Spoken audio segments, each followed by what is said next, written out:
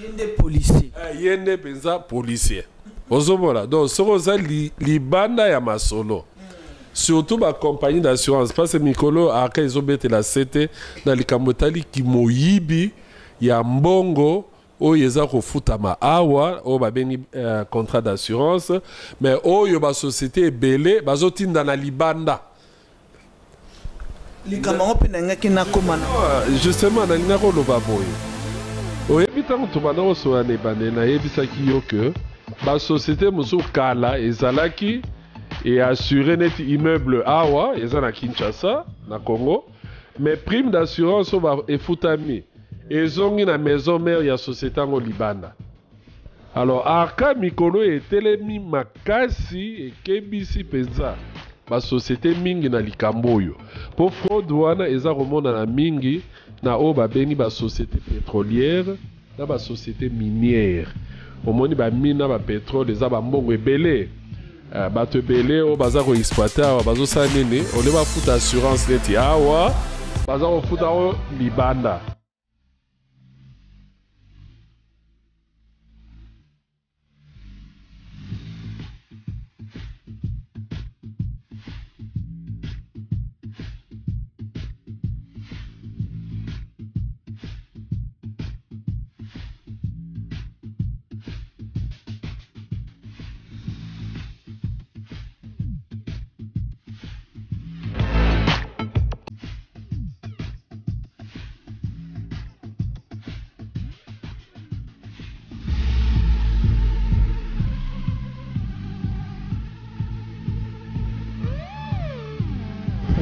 Téléspectateurs habitués à ce magazine, partout où vous retrouvez, je vous salue en tout cas ceux qui nous écrivent, même ceux qui nous appellent pendant que l'émission passe, en tout cas une salutation aussi particulière. Alors je me retourne vers mon invité, Nakopesena Numbote. Bonjour papa.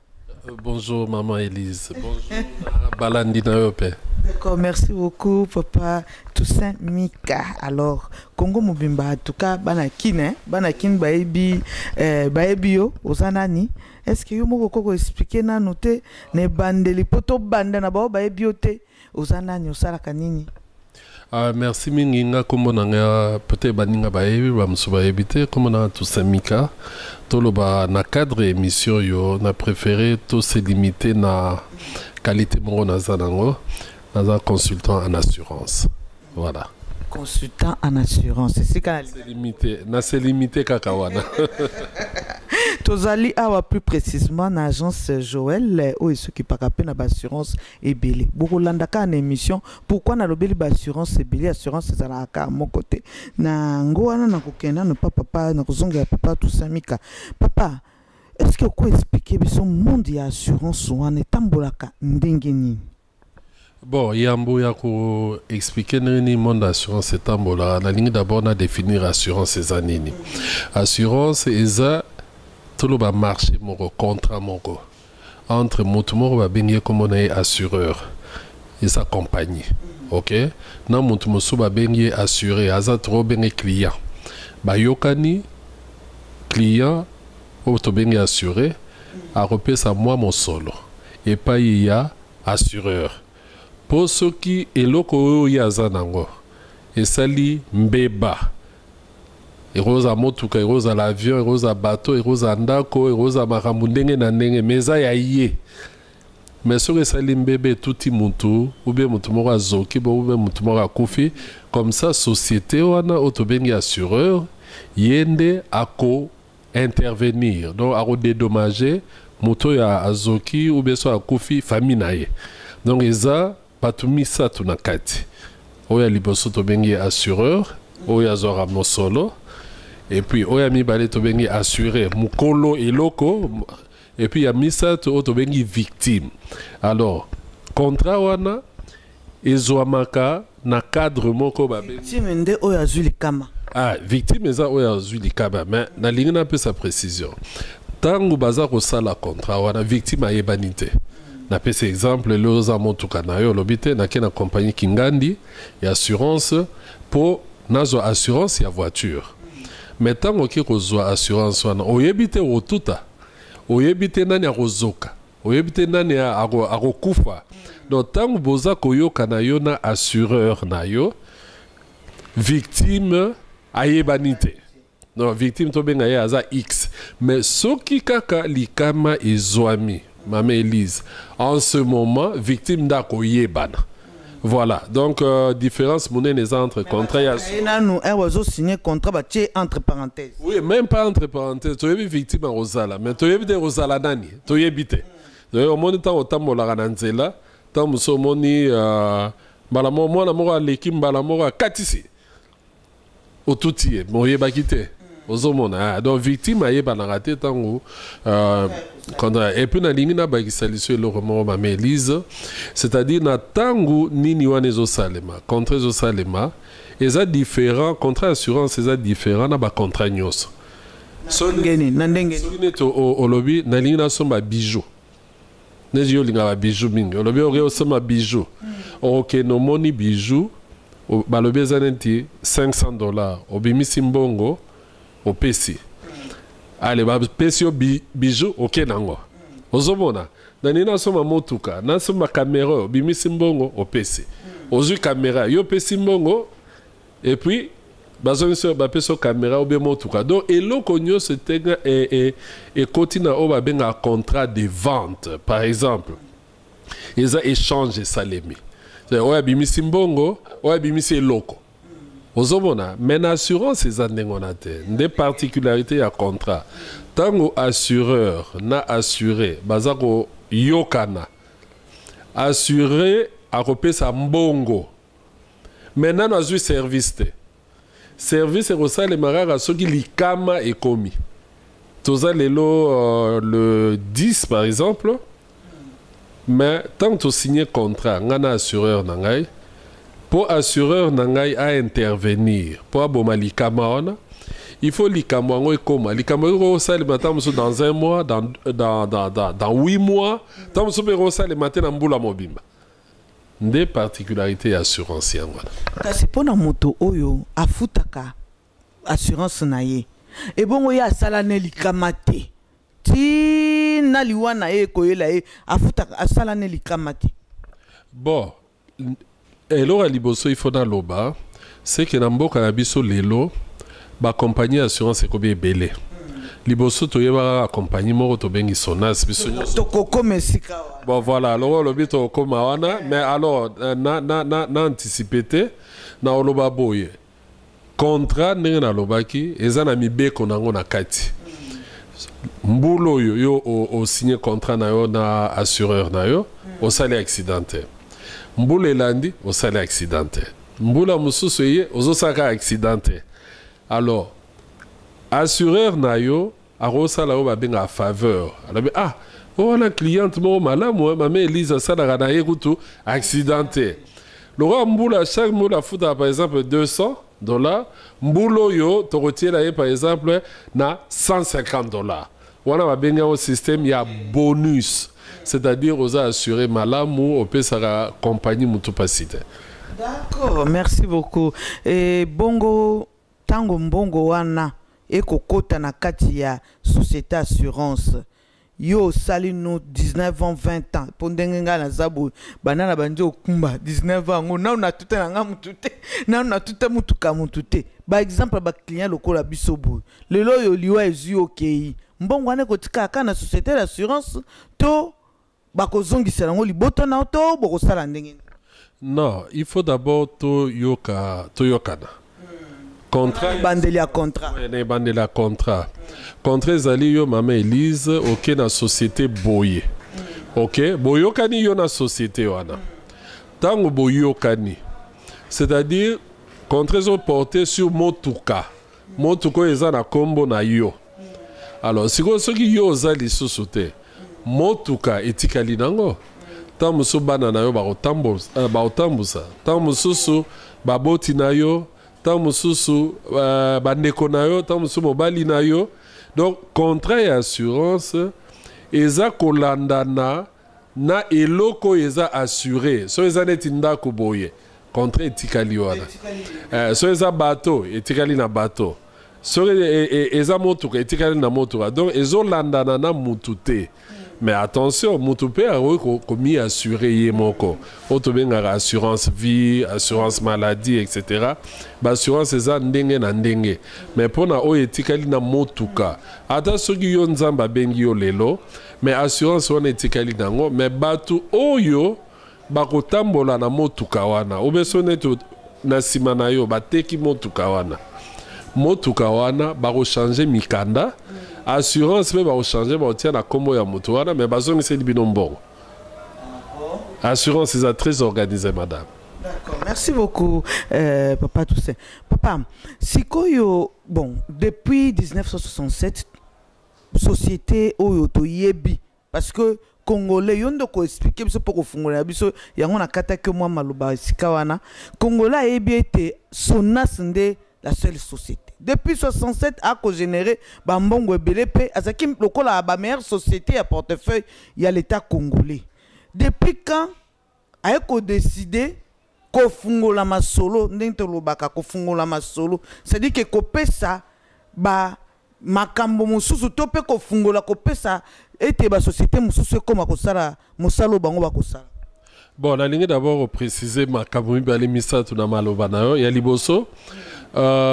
Tango bokonzi ya sika ezwami na kondo Maréchal Mobutu bakanisaki na niveau ya kite ekolo alobite il faut tozala compagnie obe moko pona ni po ba mindele o bazalaki ya ba société mingi ezalaki ya ya assurance et banosa l'assurance mais babanozo sambongo ngo libanda au monde de la société ya bamboka ba paya et fandia wa ba assurer net ndako yo ezakati ya Kinshasa mais mbongo ekozonga libanda na maison mère ya société wala alors ba yako décider qu'on nationaliser secteur wala yango moni ba lobi malamu to créer société moko ba benga ki en Sonas ba créer en 1966 mais ba ne refonctionner effectivement en 1967 mais alors mikolo petango ye roleka au monde comme dans le monde il y a libre échange, libéralisme est commis un peu partout.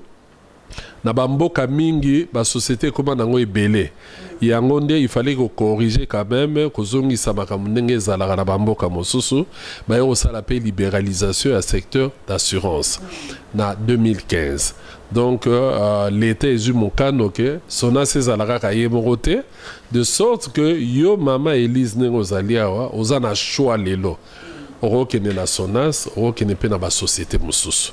Lelo batepe oyo babengaka ARCA, c'est-à-dire autorité de régulation du marché et de contrôle des assurances. Autorité wana za lokola gendarme.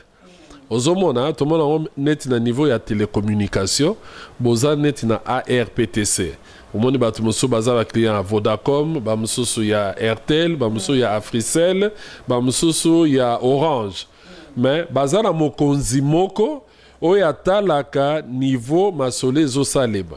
Par exemple, oro lobate na bengi unité na ngai na compagnie boye ezala cher koleka unité na voilà. Omonuka ndenge salemi na modèle wana na assurance pesa et comme ndengwana. Donc depuis nani nda pesa ka ba prix wana nani nda fixa ka ba loi ba relation nini ba bazana ngo entre yemoko Sonas ou azalo kwa toko benga lokwa société mère na kati ya mboka na ba société mususu relation ni ba te na lingi olongola na mutu na yo likambo moko Sonas eza compagnie ya l'état na secteur ya assurance l'état de tata lela l'état de mama te yango na lingi olongola na no confusion wana kala azalaki yemoko ezalo wala tango akala tuzalika na Air Zaïre na niveau ya compagnie aérienne kala tuzalaki kaka na OCPT na niveau ya ba télécommunication lelo koma ebele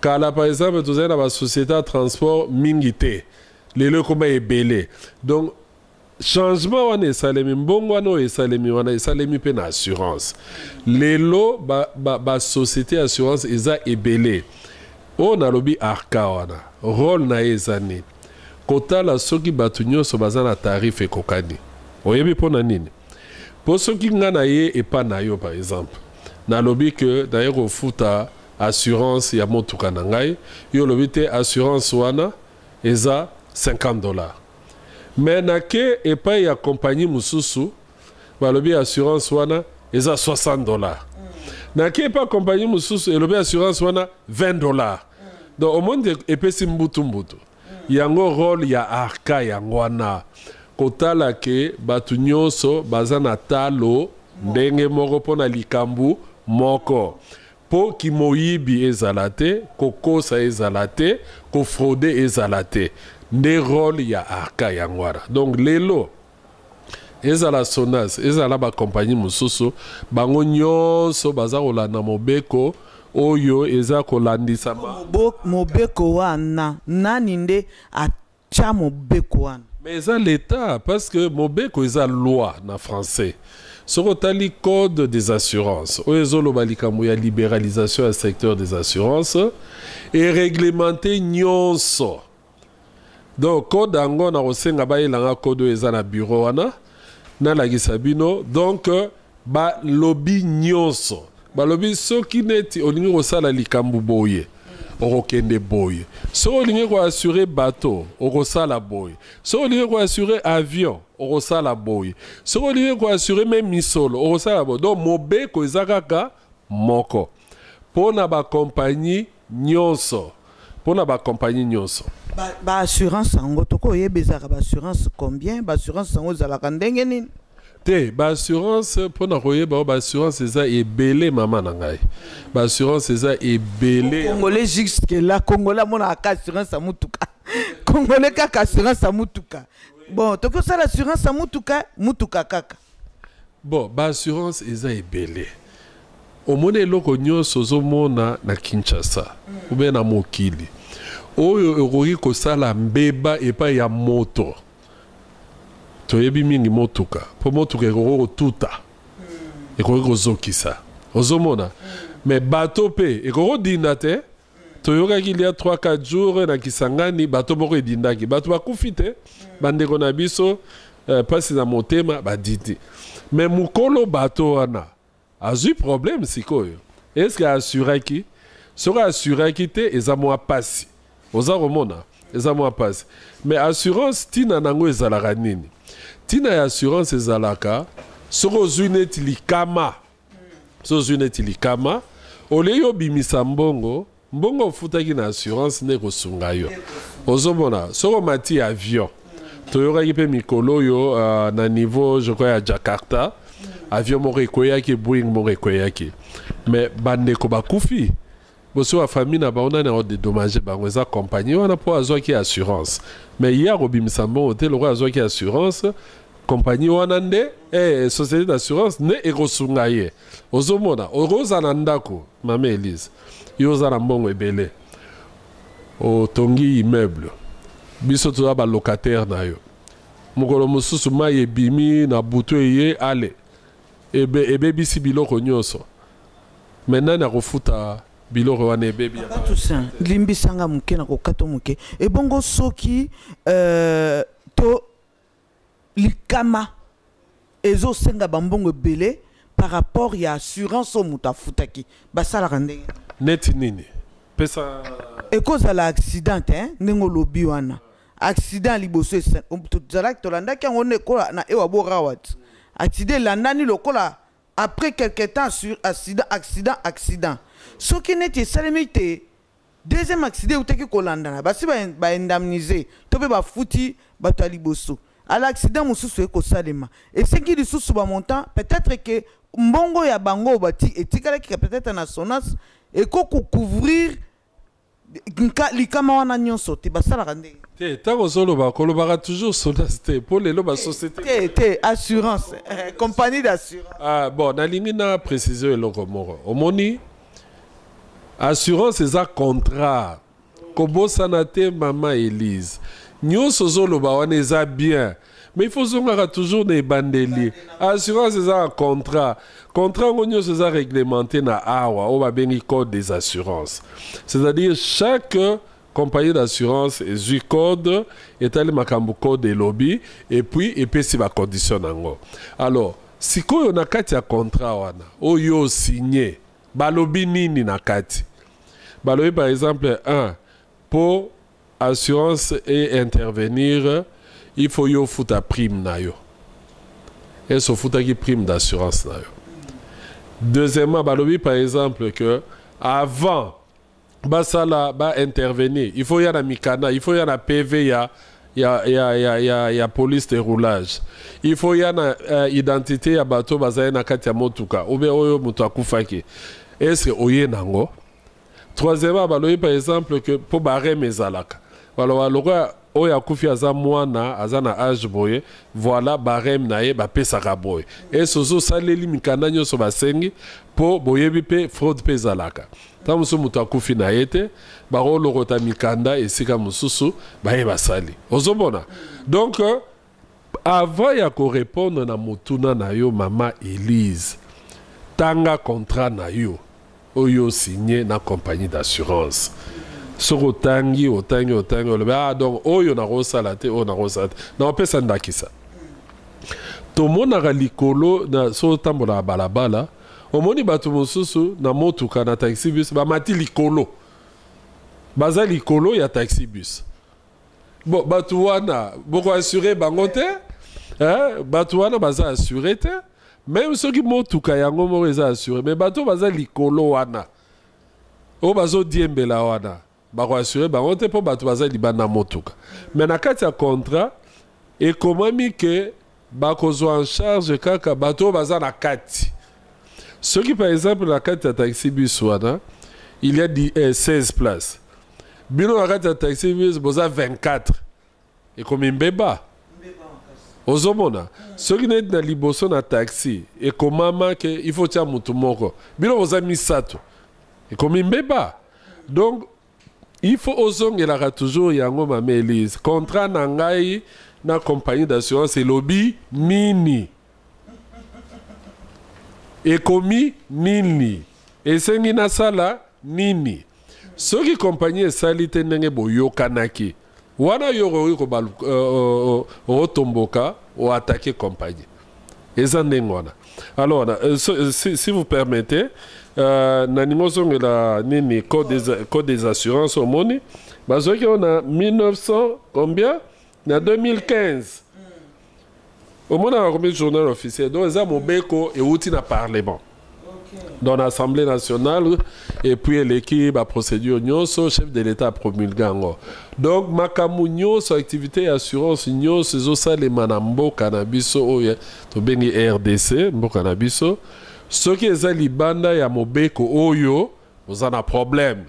Yango zomona ARCA, autorité de régulation et de contrôle des assurances, ils ont aussi la Bible oyo, beaucoup oyo. Yende policier. Yende penza policier. Ozomona. Donc ce qui est libanda ya masolo.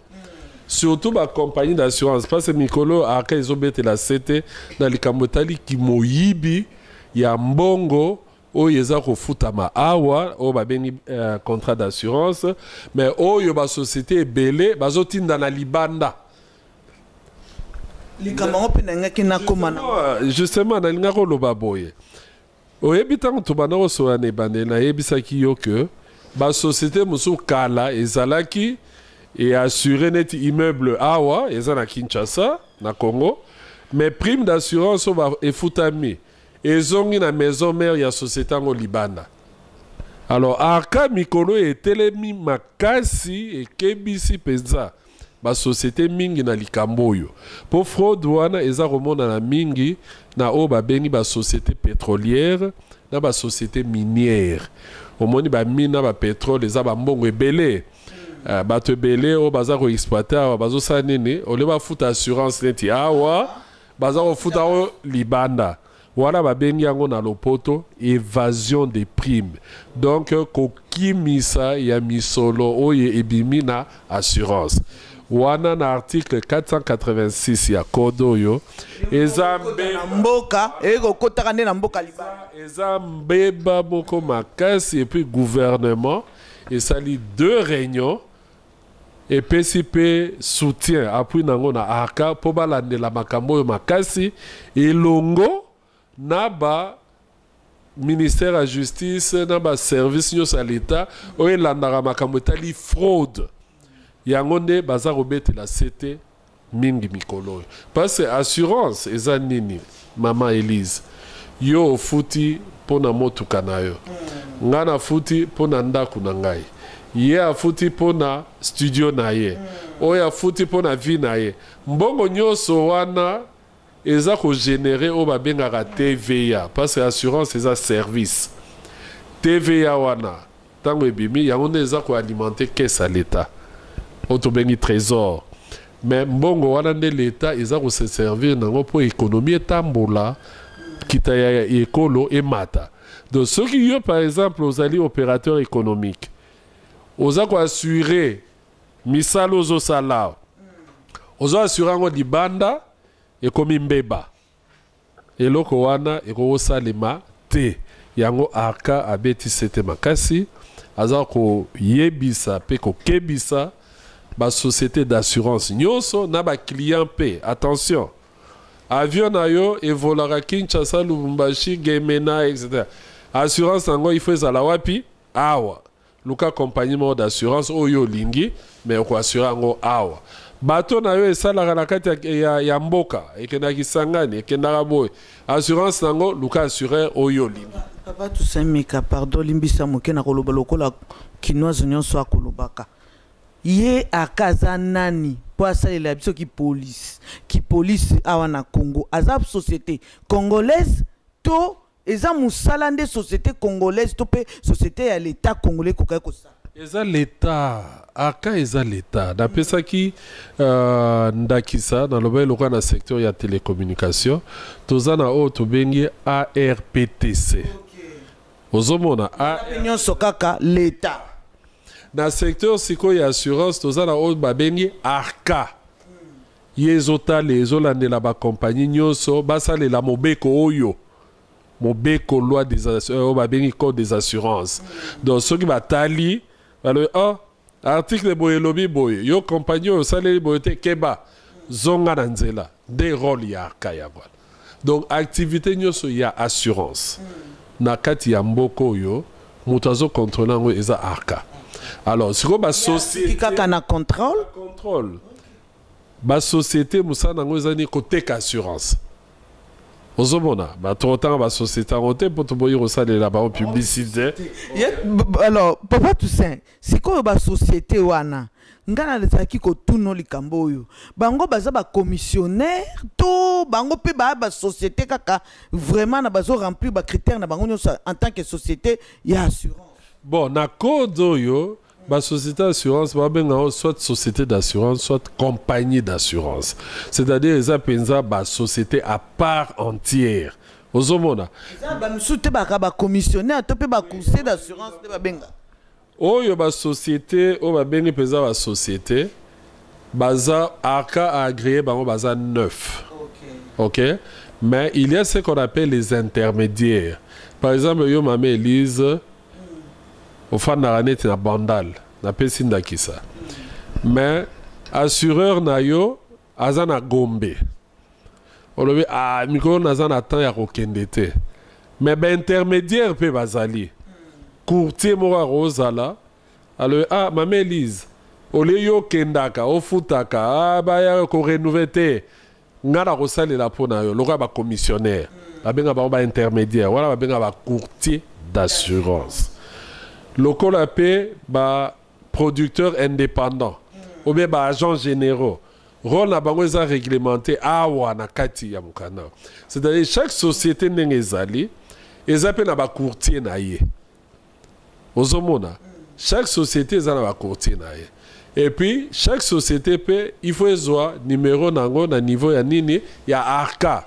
Parce que ceux qui n'ont pas numéro na ARCA te moyo sala musala awa ezali te ezali rôle ozo frauder il faut na ozo numéro ya agrément na ARCA ARCA pesio ndingisa autorisation ya osa nini ya osa musala.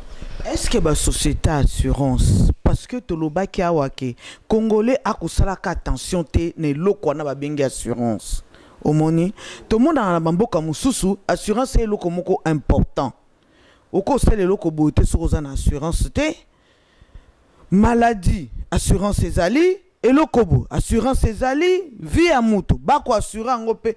Est-ce que ba société d'assurance wana basalaka ta moi lokwa moi ba séminaire moko ko organiser lokwa ba forum kotalisa bato importance ya assurance na kati ya mboka. Bon, eloko wana nga naloba toujours eza effort ya biso nyonso. Tala neti yoza journaliste munene bato mingi bayebi yo.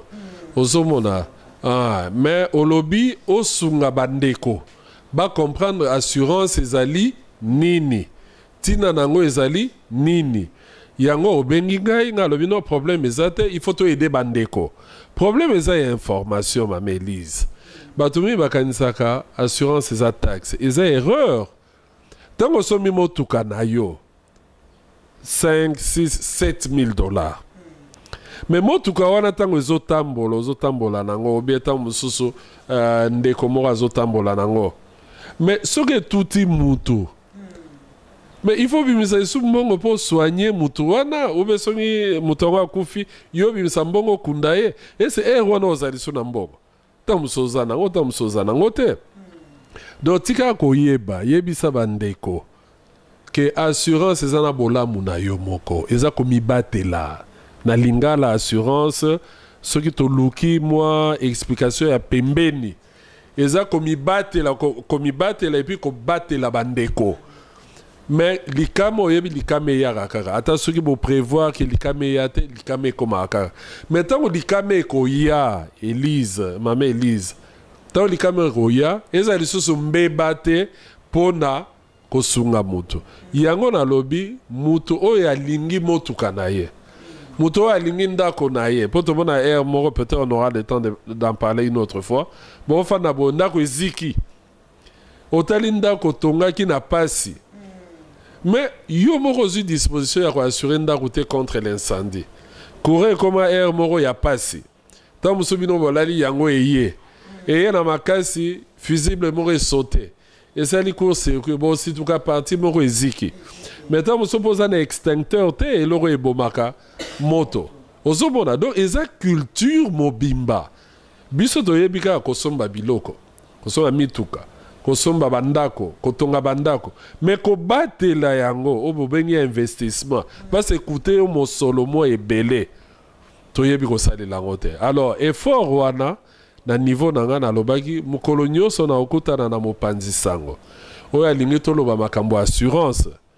Na koloba pona ko aider bato. C'est effort wana ezaka kayo moko ndo koloba kango ezande ba société sengeli ba salaka ba organiser ata kolobe pour congolais pour alanda ya moka vanda landa TV congolais za muta chercheur mutu mo ko koma na zando tabandi ko pesa bato pe mateya koloba na bato assurance ezabo tout le monde a bato basaka ba publicité ba komata na kati ya mituka ba osa publicité to situ biso to situ ka mukolo moko dans quelques jours ba komi ko kanga mituka pona assurance ba futi assurance te. Mais tandis que so ba ko conscientiser bato de temps en temps ba mituka ndenge tambola kana ba publicité mutuka pe ya assurance tamboli pe pona publicité koloba on eza publicité mais ko pesa batu mayele ko lamusa mayele bato et ko sale mate makambwana te bon wana eza yoza mopanzi sango de balobara na jargon abino. Vous devez aller à la recherche de l'information. Je crois que à niveau, il y a chaque société ou compagnie d'assurance, ma disposition est pour nous informer. Tout le monde a tant de balabala, au monde a un panneau, au monde a sur publicité na radio, na télévision. Mais c'est vrai, nous sommes commis à niveau wanate. Il faut nandimelio la société d'assurance nyoso basala makasi pour information et comment et pas il y a biso ba utilisateur biso ba banamboka. Alors naningi pe ko o pesinga kutunzela pona lo balikambu moko. Na Kinshasa toza combien? 3. On a comme journaliste, on va poser une question. On va répondre. Alors, ba estimation bazolo ba toso komi 12 millions. Estimation. Nous sommes à 15 millions d'habitants. Bon, tu as 15 millions d'habitants. Tu as mis tout combien d'années. Nous avons un exemple et assurance à Motuka. Alors, si vous avez un PCR, tu as un accident, ça les maraboni. Ozomona. Bon, l'accident est sous 40 nini. oyo moto akufi bato bazoki bani etc. C'est-à-dire lelo ndenge mboko yekomi Kinshasa ndenge bandako ezotongama nga moko na kamwaka omoni immeuble lelo kominga ba immeuble bandako ya seza liso mingi te mozomona maçon azomata ti na 4e 5e étage azata na singa moko te ezoprotege soka kwei wana eza foti nani akokunda ye eza kaka mukolo immeuble. Or assurance eza mpona immeuble wana ntango ezotongama assurance il faut zwa assurance mpo bambeba wana nyonso soki ekomi elata yo te ozomona donc yango nalobi il faut ekota na culture na biso mpo ekota na culture na biso il faut tolobelelaka yango bikolo nyonso na niveau na ngai par exemple nga na créa baémission mingi sur les assurances naza pe na page moko parlons assurance donc wana oromona kozwa documentation nyonso même code oyo naza ko vulgariser yango na kati ya page wana eza mpona koinvite bandeko assurance eza taxe te eza motungisi te ata so omoni roulage na nzela alingi yo so alobi papa mama oza na assurance te kende koassure alingi yo kofinga ye te mpasi asungi yo omona mpe mituka elimwaka mikolo wana transport ekomi pasi non oyebi contrôle ezalaka nécessaire à un moment donné parce que bakinois bakongolais balingaka makambo mosusu osalaka so boningisi bango mais soki ofandi bien yo moko ofandi bien oraisonne yo moko otali ke assurance mutuka no ya assurance te mais obima nango na nzela ndeni eza na sens te eza na sens te nayebi te peut-être yo oza na bamilio mikolo nyonso me biso toza nango te mais nakobima na motuka te nakomata na motuka te oyo ezangi assurance nakomata na avion te oyo eza assuré te nakokende esika moko assurance ezangi te mpona nini mpona ntango ya mbeba ekokoma mikakatano. D'accord, merci beaucoup Papa Toussami Katozokende déjà na kochute. Est-ce que la société d'assurance il landelaka to ba assureur hein ba assureur na bango hein ba assurer na bango est-ce que landelaka poto soulever les kamoko très important le kambo ya bateau oyo ezindi na Kisangani oui soki ba téléphone ezalaki te tolinga pe musuto ebate makamuso ko samaka na fin kuna ba bateau mususu amike ba accident moko ko salima kuna bateau pe ba ebité est-ce que excusez-moi ba société d'assurance elandela quand même ba client mike ba mbebe ko salima ka ba peut-être mutoya à s'assurer oui est-ce que akio sala mbeba ne sikamoko peut-être société d'assurance ezate aller leki nango kakabu est-ce que balandela ka ba société ba assurer na bango ma belle is naro yebiso le romo assurance eza na makila dangai do na papa nanga azala assureur ta on a silisi classe na bandi musala assureur et assurance stilelo c'est-à-dire secteur eza très organisé. Tant dans un émission d'assurance, c'est un contrat. Est-ce que tu as un contrat d'assurance? Pour que vous ayez qui ça. Et ça, n'a pas article et belé. Et puis, comment on a mis que? Donc, il faut autant pour comprendre. Et là, comment on a ça, et ça, les bonnes assurances, ou est comme amité. Mais ben, abisso tout en raté. Ozomona.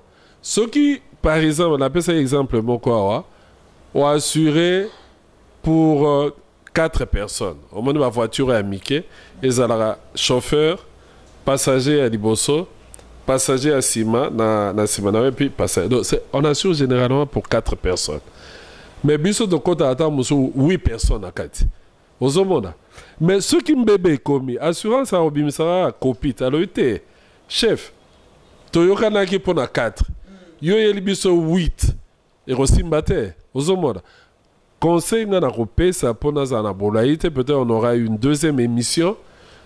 Assurance c'est d'abord contrat bandeko. Tanga contrat et assurance. Tango moni pe clarté. Tuna on a zomona clarté. Mais ce qu'on so signé assureur au sale la rara ndenge boyokana. Toli to repé ça yango. Yo kenanzela o boyokana kina assureur te bisiko kende likame komi kuna assureur zakuna assurance aroye bisayo azo sekisayo kuta lobino tata mama to yoki pasi ndenge likame ekomi mais oyebi contre eza contrat to yokanaki boye na mukolo motuka ube mukolo bateau tala dossier na ye yangoyo alobaki bateau par exemple a assuré neka à 10 personnes mais to kamwe bato bazali na kati ya bateau wana baza 500 wana etali biso quoi indemniser 10 personnes wana ah bien sûr babenga yango babenga nini comment on appelle ça ça viendra c'est-à-dire ba osala au prorata ya ndenge boyokanaki ozomona c'est-à-dire boyokanaki 10 bango ba indemniser ka 10 mais wana musu etali bango te bon imaginez siko yo za mukolo bato nandako ba famille baza wana na lupango no bazolele mona na biso akufi ndeko na biso obela liboma omo tina ya assurance mama Elise eyeba na kaka tangu likama ekomaka soki likama na ne komeli te omona tina te likama na tunelaki mutono asuka za po batu mususu baza malhonnête hein oyebi ke akosa likama na esika moko mutazate pe akimi na ya kei na ye eyebani te yango nde na ngai nayeba eske basociété d'assurance elandelaka baclient na bango te omoni na contrat batie badroit na baobligation ya chaque moto au moins na contrat assurance bakomaka en cas d'accident assuré à se comporter ndene il faut déclarer généralement ça 8 jours après rosa par exemple yo zalaki te ozali na mobembo moto etikali mwana moko azwi abimi na ngo bende komo esali accident yo yebi te tango rozonga wana tango royeba ozana 8 jours ba mususu asa ne déclaration te mais so sa déclaration te sika ko batama eleki na okana sebo eza ce problème ya assuré te et puis balobi par exemple il faut ya na mikanda nyos yo ya na mikanda te bon assurance assuré oyeba ndenge nini compagnie d'assurance oyeba ndenge nini ke eza kingandi nda zoki kingandi nde aroyeba te et puis généralement soto zune na kaya ba accident on batu musu bakufi batu musu bazoki batu musu baza mwa malamu etc mais bakanyo so wana assuré il faut yeba po il faut bimisa misolo oyo il faut passer intervention rapidement allez bon qu'il y a un hôpital boy oyo malheureusement nzamba sa bengi allez bochaye na morgue oyo te o azana bien bosane ba examen oboni nyoso wana il faut yo ya na liste olobi na nazalaki na batu boye d'ailleurs ngana memaki batu ndenge bolobaki ndeto yokanaki na contrat il faut tokende bo il faut donc assurance na yebisio mama na ngai bakosa yote s'il y a un contrat qui est remarquablement organisé eza contrat d'assurance eza sérieux moya okosa na compagnie na contrat d'assurance ezalaka te mais makambo nyonso boyoka na contrat d'assurance voilà benga ba condition générale mais orosa pe avenant on va bengi ba condition particulière beaucoup sinakati on le par exemple que gana rosala bona osala mais il faut ezala qui écrit et que bo signaki donc assureur a validé yo pour valider mais ceux qui bo salagi neoate ya ngomona batu musu balobaka oh assurance est futaka te assurance est futaka ceux qui par exemple ont ba condition so assurance il faut futa bon banda to kotsaka lettre na société d'assurance antilelo une année 2 ans ba futaka oyebi maman Elise na carrière na ngai j'ai géré les sinistres pendant 6 ans. Donc na yebi gestion à sinistre de A à Z. Na koseki sayo. Oyebi ba kinois toza pesa makambo ba congolais. Ngana banako kende ko no vérifier tibi bembe na morgue. Ngamba liboso na kota na morgue na lalate. Nyonso wana pour vérifier si effectivement moto batangi na rapport. Eza yenda kufi. Na banako kende ti na cimetière. Kota si effectivement bakundaki moto na kitambo la Kintsuka ou bien à Gombe. Moi je fais ça. Parce que on ne paye que l'assurance, on ne paye que lorsqu'on est sûr. Ozomona, ok, on travaille na ba croque-mort. Ok, on travaille na bureau ya cimetière à Tayomoko. À l'époque, j'étais encore très jeune, mais c'est ça l'assurance. Maintenant, c'est qui ça? Il y avait même des fausses victimes. Non, combo ba pièce d'identité à lokuta. Le matin, ils et sikango. Au moins que ba yebi na ba umutu wanate. Nyoso wana pour bali ambongo. Donc, bisomo ce qui assureur à sa ligne ngolate. Ce qui a vérifié te. A refuta ndengene. Et on produisait des rapports qui faisaient foi. Mais je reconnais aussi quelquefois assuré par eux en difficulté. Tant que la qui a repéré ça lelo, azui moi ma cogité et voilà un peu ce que je peux dire à ce niveau. Merci beaucoup, Papa Toussaint Mika, parce que nous avons précisé que tu as l'agence Joël. Vraiment, merci, Papa Toussaint Mika. Alors, nalinga ki na suka to silisa, parce que na rubrique il y a émission nabiso, nabiso toujours na rubrique il y a émission Oyo, et ça na suka, ou ça comme moi résumé. Tu as 4 langues nationales, hein? Langue n'est pas facile pour nous, pour en dehors il y a Obiso Tolobeli. On a français. Français, d'accord. Où ça résumé en français?